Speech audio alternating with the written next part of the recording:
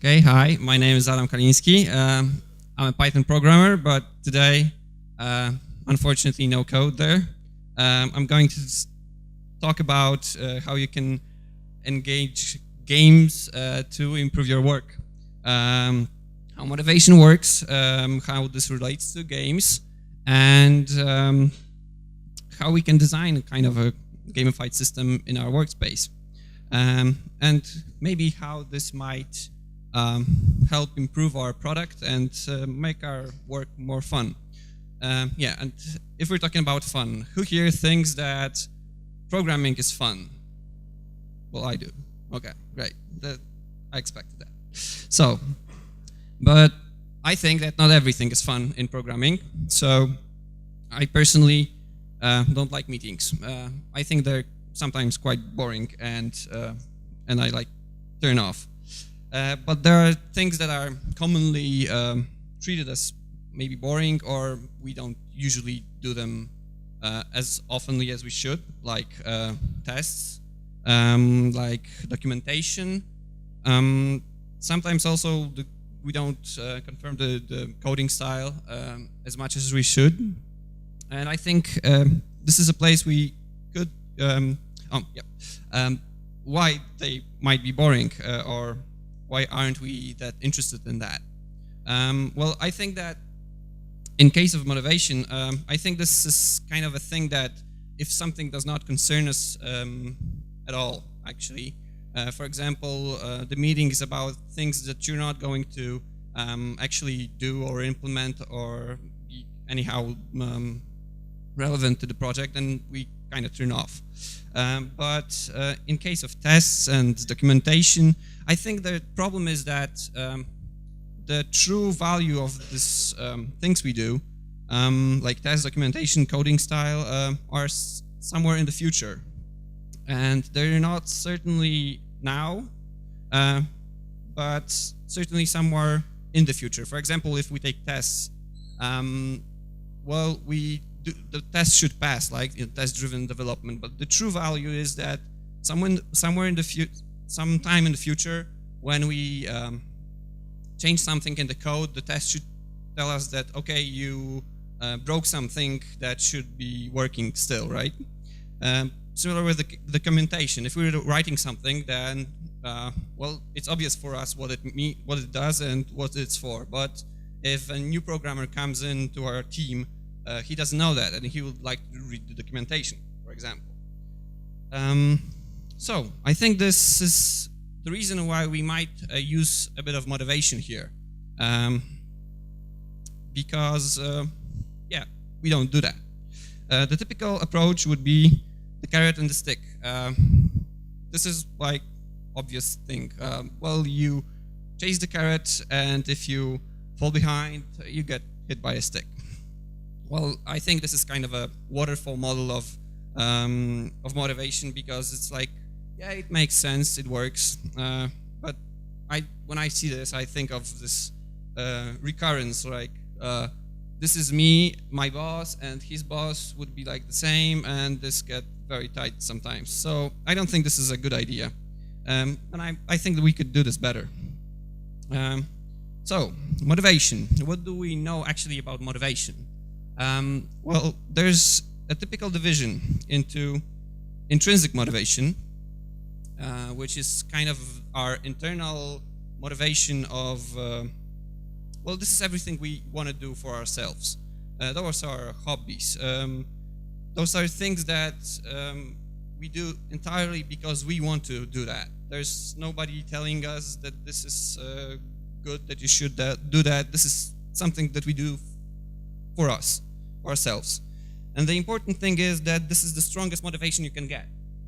There's no possibility to be motivated better than that. The other one is this extrinsic motivation. Those are motivations that come from outside, right? So, for example, we want to take out the garbage because if you won't, then it will stink or something like that. And but it's not fun. It's not something we do for ourselves entirely. It's not for our pleasure. Yeah. For example, yes. My example, my wife sometimes wants to go to romantic movies. I don't like romantic movies, but she wants to go. I'm motivated to go with her. So another example. So you might think here, okay, so let's use this. Take people who have intrinsic motivation and motivate them even more. Yeah, sounds good. Then we have super motivated people. No, it doesn't work. It turns out that if you try to motivate someone who's intrinsically motivated, this motivation is kind of substituted and you actually lose the motivation. And this is kind of a puzzle, was a puzzle for scientists, and they started to make some research on that. And one of the results is the theory of self-determination by Edward Dici and Richard Ryan from Rochester University. And the theory is that it explains the problem somehow. The theory is that there are three aspects of our lives in which we want to be fulfilled. And if some action fulfills one of those needs, or two or three even better, then we feel motivated to do them. And those are the competence. This is our need of being good at something. For example, probably most of us here would like to be good in Python, in programming, or at all. This is something that we want to be good in something, obviously. The other one is relatedness. It's the need of relations with other people. So we want to be loved, have friends, and be a part of a community. And the last one is autonomy. It's like the one that puts everything together, because those two doesn't actually explain why this extrinsic motivation substitutes intrinsic motivation, but this one does. It turns out that we want to have this feeling that we're in control of our lives. We want to have this the ability to make decision on actions we take. This is our freedom, actually. And this is very important when it comes to games, because, well, let's go through the whole self-determination theory. If we take competence in games, we have challenges. Every game has some kind of challenges. If we take tic-tac-toe, Monopoly, or Tetris, there are challenges somehow out there. The relatedness. Well, not every game has a strong relatedness thing in it. But if we think about games these days, well, is there a game today that doesn't have an online, some kind of version? So online games show that this is something we really like. But there are other games that, well, do you actually imagine playing Twister without anybody? The game makes no sense, I think, at least. So it's an used issue. And the autonomy, and that's actually quite important, because the thing is that you cannot play games if you don't want to play them. You cannot be forced to play a game. If somebody would force you to play checkers, then you'd probably just hit the board and stop playing. You cannot be actually forced to play a game. And this is how games quite actually really well motivate us to play them. But all right, what are games?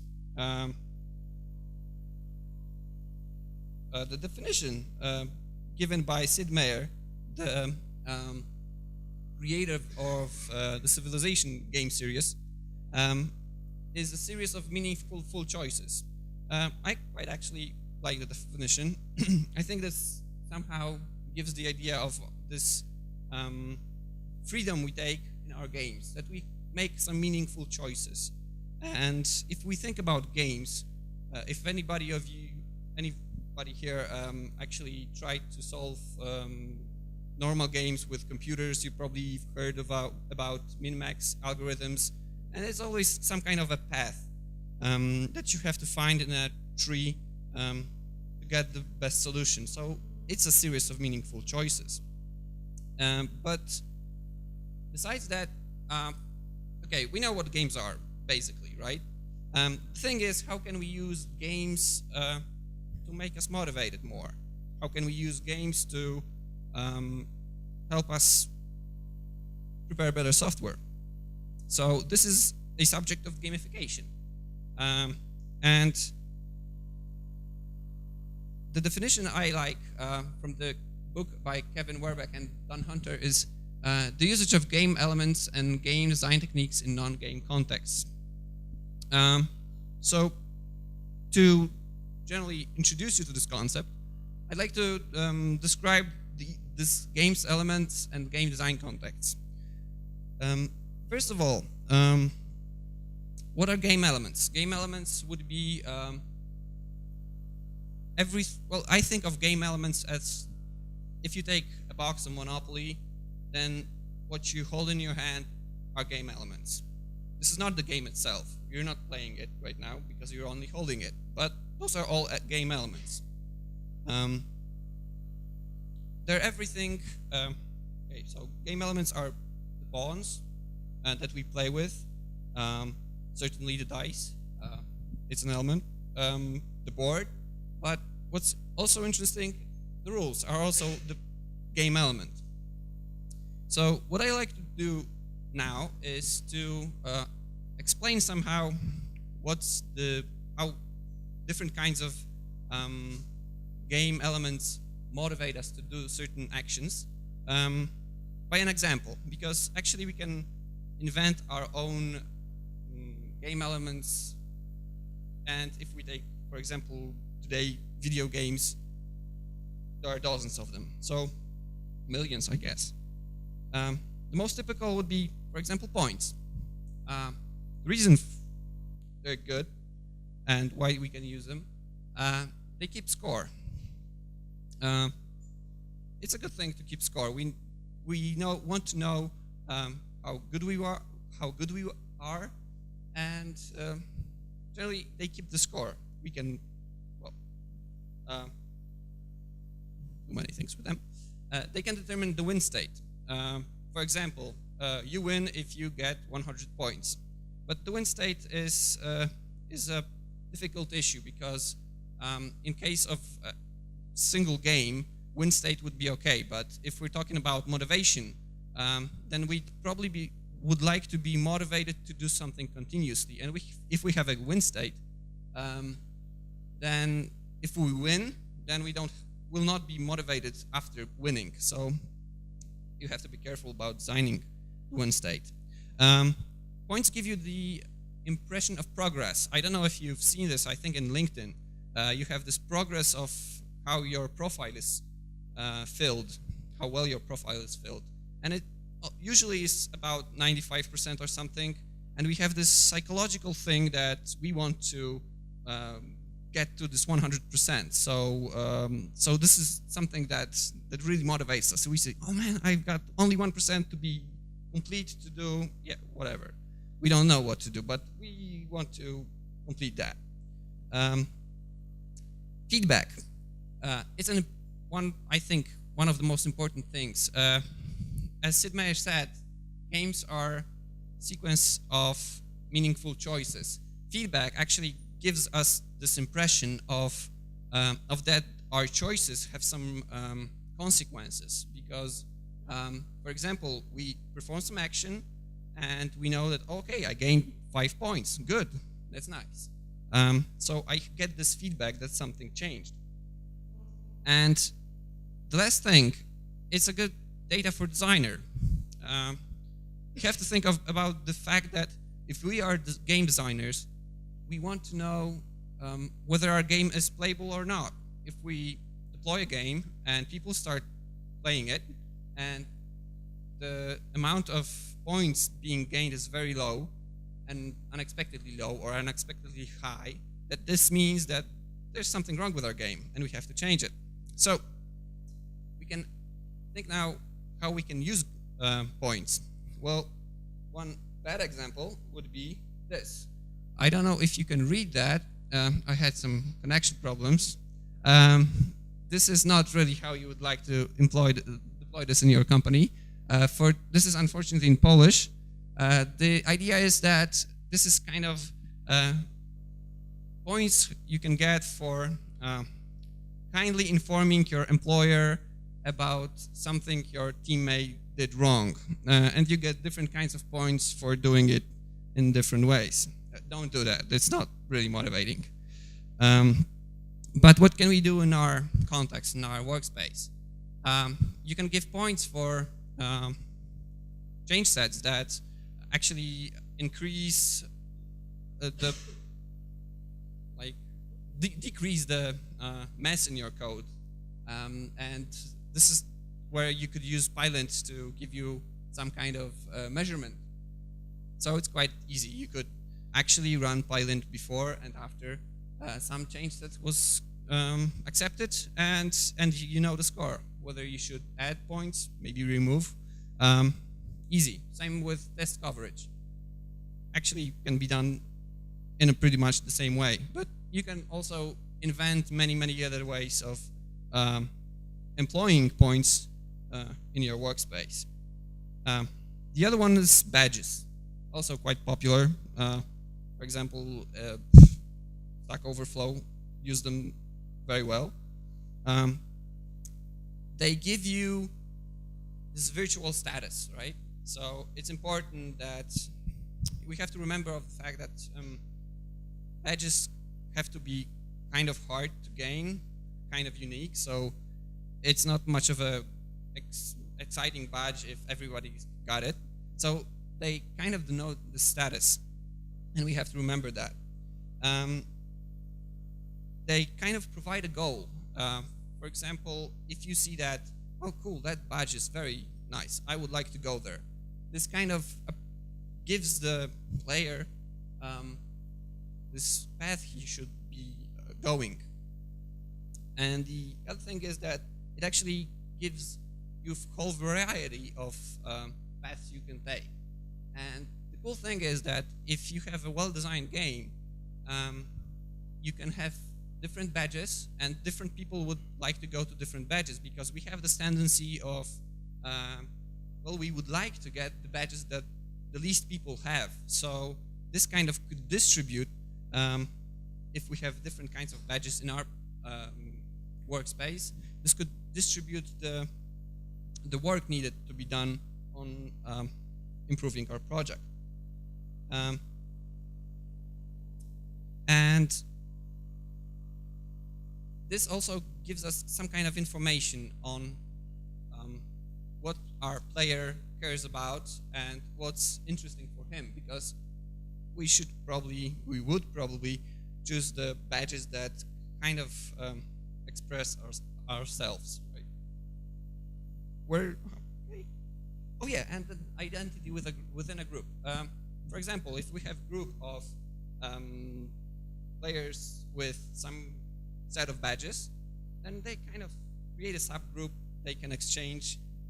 It gives you this relation thing and community thing, so it's also very good. Where can we use that? For example, you could give a badge of great holy saint tester that never broke anything for, I don't know, the fact that you've committed 10 or 20 or 100 change sets and you haven't broke anything since then. So this is a good idea that you can keep check your code very precisely, that it's not breaking anything. You could get points for badges for a chunk of documentation, like external, because we know that there's documentation in our code. That's one documentation, but we sometimes need the documentation that's somehow external, like Michał Jastrzębski said on Thursday, we can use Sphinx for that. And okay, this is something we actually used in our team, and it was very funny, and it was very game-like actually. But I noticed right now I didn't use that. Our team leader would give us a candy bar if we hit the change set with some certain number, and it was really very game-like because there's this thing that it's also good to add some kind of randomness into your game, because if someone gets demotivated, is kind of stuck, and he suddenly gets this this badge or this award out of nowhere just because of some luck, it motivates him. Okay, cool, then I've got something. I finally won something. I'll carry on. So this is a good thing, and quite fun also. Okay, leaderboards. That's a dangerous one actually, but they give you this impression of competition. I like to think of leaderboards as those, you know, in Quake when you're on top. So yeah, there is a lot of competition there. And you get this context progression, feeling of context progression. You feel that you relate to others somehow, so you know what you need to do next, and who's the next opponent to you have to fight.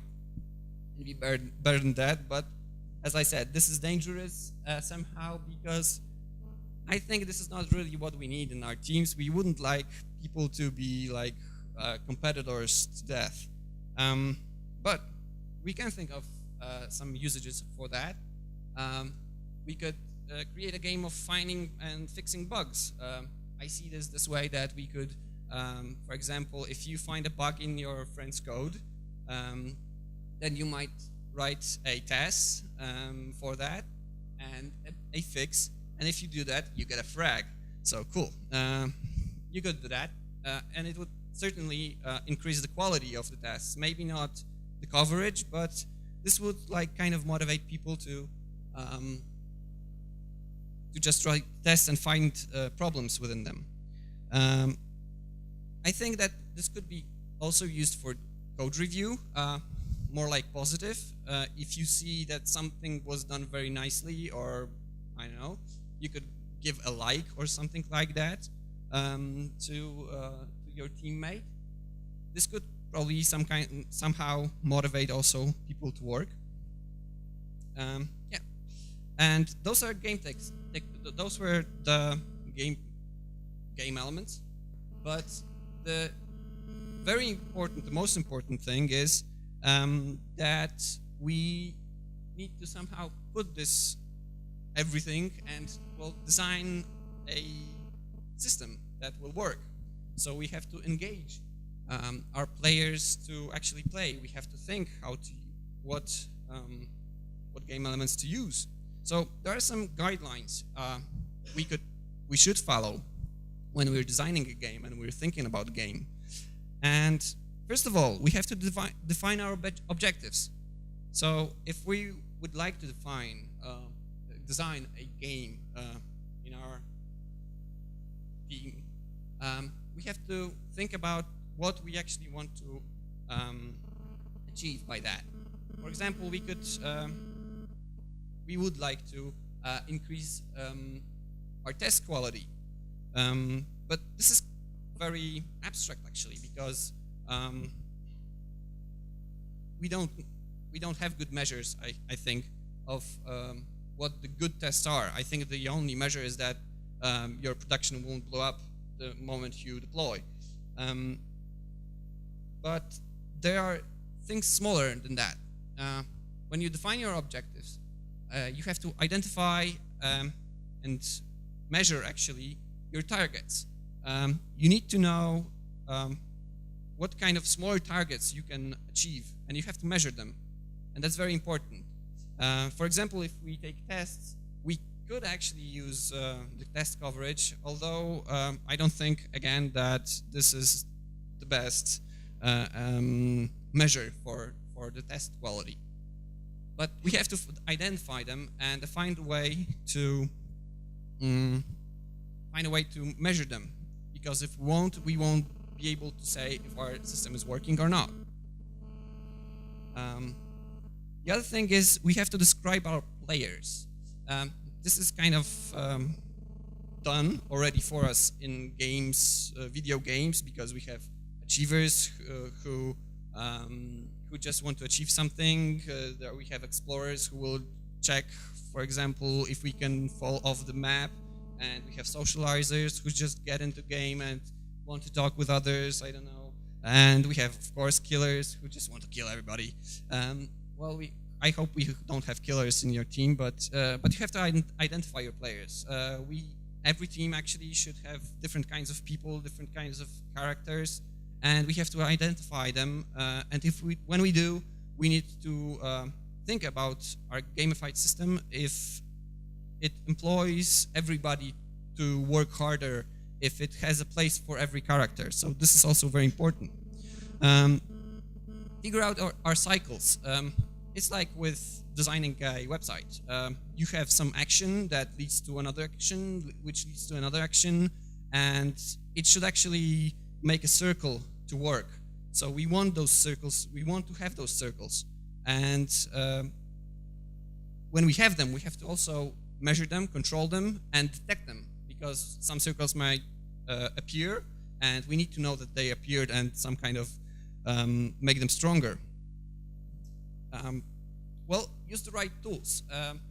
We have the tools. I've showed you the game elements. Those are our tools. We have to think about what tools we want to use and what kind of emotions we would like to make stronger in our game. So choosing the tools is probably, maybe I wouldn't say the easiest, most obvious, I guess, but not the easiest. I think this is kind of hard, and the design is very important to have everything above figured out first before we get the tools. Because it's not that easy that we'll just going to throw some points, throw some badges and a leaderboard, and we have a gamified system. It doesn't work. Many ideas. And most of all, don't forget the fun, that it's all about fun. Don't take it too seriously, well, I think the bad idea would be to give your players, teammates, extra money for getting extra points, because that would be very demotivating, and it would be external motivation then. Okay, so a quick summary. So I've told you how motivation works, how it can relate to games, and how we can design a gamified system. But there's last thing I was thinking about, and what about programming? Am I a programmer or a player? This is a question, because if you think about this, do we have challenges? Do we motivate our competence? Well, do we have challenges in programming? I think the obvious answer is yes. Do we have relations? Do we have a community or something? Never mind. And the autonomy. This is also interesting. I don't know how about you, but nobody made me program Python. I chose it by myself. And I think there's a lot of autonomy in our job. We decide what programming language we use. We decide what databases we use. Actually, it's us to decide in most of cases. And when we lose it, I get this feeling that we don't like the job. If there's someone up there saying you have to use this database and this programming language, we usually change the job. And that would be it. Thank you very much. The slides are here. If you'd like, I have some cool books you could read. And do you have any questions?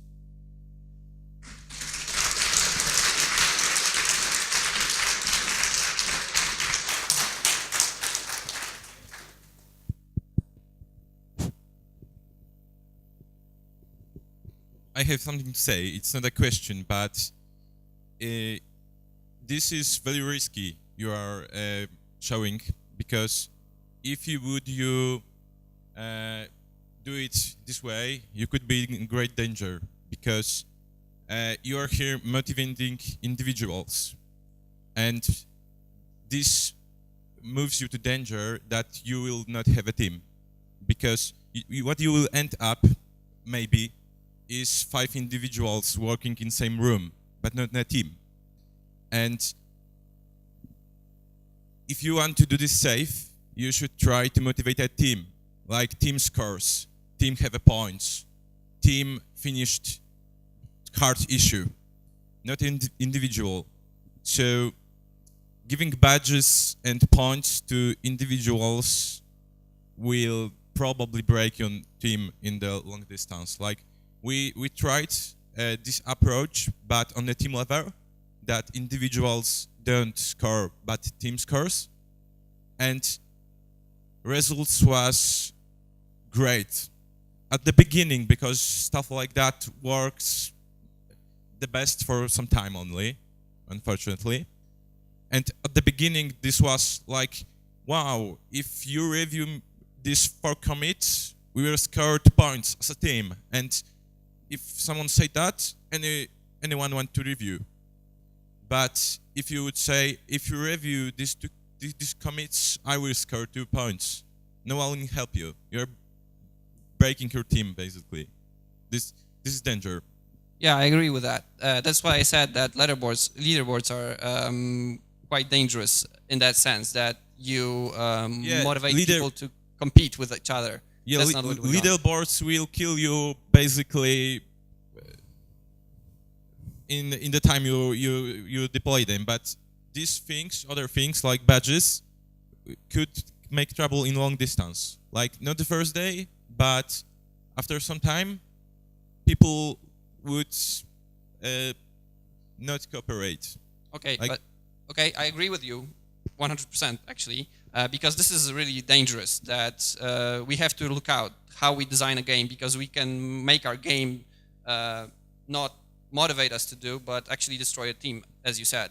But if you design a game well and you identify your players, then you'll know that you're giving badges to people who have different kind of interests in your team. And if you realize and you know your team and you're able to identify those needs, then everybody will get some badges and will actually be happy with it, and you won't destroy a team. So this is a difficult task, but I think it's possible if you know what you're doing. Okay.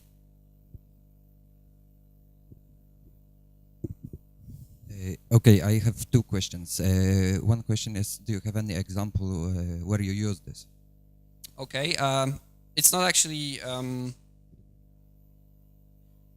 web development team, but I know that Microsoft used it to test some translations.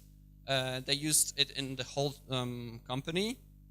They created a game that I think, as far as I remember, would give you points if you find a bug in translation. They could do that. It was a good idea actually, because they had a lot of employees from different countries, so many people could have find some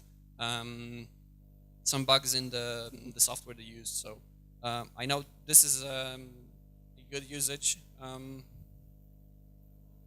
think that's the best one. Okay, so the second question is, which person from the team should design game? I'm not saying that there should be actually someone from the team. I probably say that someone that has analyzed the problem, is aware of what who the players are, what we want to achieve, and most of all has some knowledge on the subject. Unfortunately, more knowledge than my presentation gave you here, but this is something that you have to really think through. But after all, I think this is something that, if well designed, it might give you a huge boost. So I'm not saying who should design this. I'm saying in your team, but I'm saying that someone who has the knowledge how to do it has analyzed the problem really well and deeply.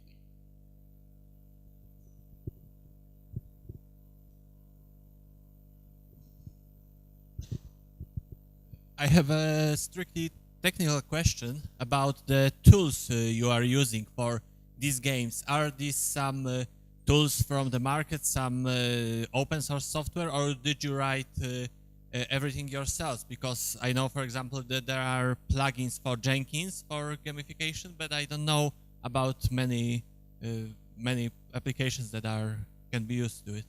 Okay. I don't want to talk about tools because tools is a totally different thing. I have examples of places where the company bought a tool and deployed it, and nobody actually gave a thought about this, and the company used a lot of money to deploy some new thing, made the employees to use it, and it didn't work out because it was just a tool without the technique, without the idea. So I know that there are some tools, I know that there are some plugins, I know you can do this. I haven't made a huge research on this, but what I'm trying to say is that it's not the tool, it's the system, it's the idea. So if you design a good gamified system, then you should find the tools. It's the fifth point, so not the first.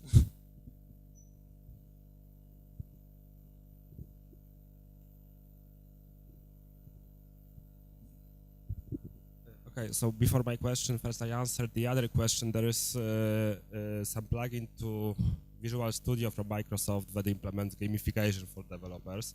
So this is something that is working, but we tried to I think we even created a platform, gamification platform for Python programmers, and there are two difficult things to implement it.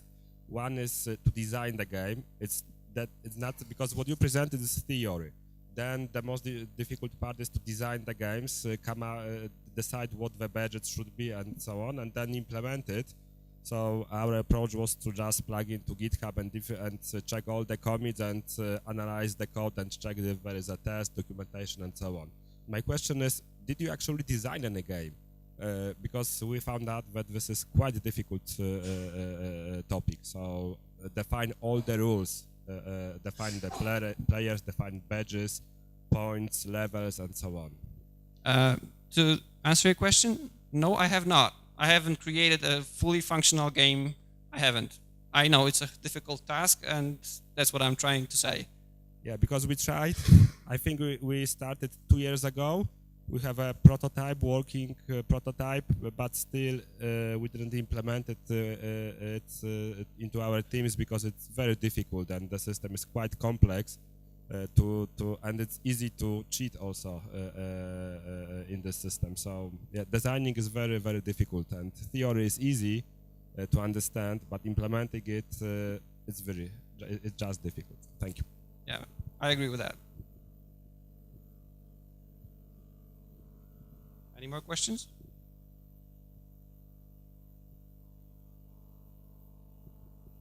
If you want simple game idea, I have one and it works for a time. You put a monitor in the center of your room with big number, how many commits team closed today, and just this is just one SQL query to check it in your ticket system, and you will close all old commits in one day, I assure you. We close like 15 to 20 commits a day on average, and the first day this game was played, over 100 commits, under 100 tickets was closed. So it's a simple one, you can try it. Okay, I agree with that, because sometimes maybe we try to create some overkill, and a simple approach as that, creating a simple, like a progress thing, might do the job. So this is something that we have to also remember, that our gamified system might be a really tiny system that just employs us to do some certain tasks. Yeah, exactly. So good example. One more question.